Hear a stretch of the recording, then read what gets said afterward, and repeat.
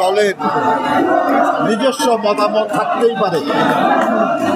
বাংলাদেশের সব রাজনৈতিক দল আমাদের সমর্থন করবে বা আমরা তাদের সবাইকে আপন ভাববো এমন কোনো মনে করার কারণ না। যারা এই কথা বলেছে তারা স্পষ্টতই ঐক্যের যে প্রক্রিয়া সেই প্রক্রিয়াকে বাধাগ্রস্ত করার চেষ্টা করছে। আমরা এটা মনে করি যে তারা সংশোধিত হবে।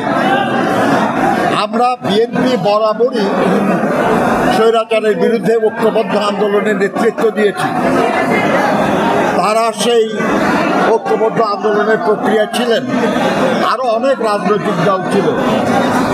তাদের মধ্যে কেউ কেউ যদি মনে করে অন্য কোনো কথা তারা বলতেই পারে, কিন্তু আমরা বিশ্বাস করি যে জনগণ খুব ভালো জানে যে কারা স্বৈরাচার আর কারা গণতান্ত্রিক, কারা এই দেশের স্বৈরাচার কায়েম করেছিল, কারা যা এই দেশের স্বৈরাচারকে সমর্থন জুগিয়েছে প্রত্যক্ষ এবং পরোক্ষভাবে, আর কারা অবিরাম গণতন্ত্রের জন্য লড়াই করেছে, স্বৈরাচারের হাতে নিগৃহীত হয়েছে, কাদের হাজার হাজার মানুষ গুম হয়েছে, খুন হয়েছে, তাদের বিরুদ্ধে লক্ষ লক্ষ মামলা দেওয়া হয়েছে।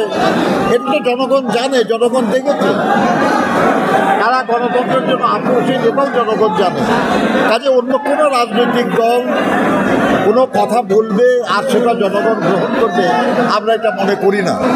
বরঞ্চ এইসব কথা বলে তারা তাদের নিজেদের গ্রহণযোগ্যতাকে প্রশ্নের সম্মুখীন করেছে। লন্ডন বৈঠকে প্রায় 1 মাস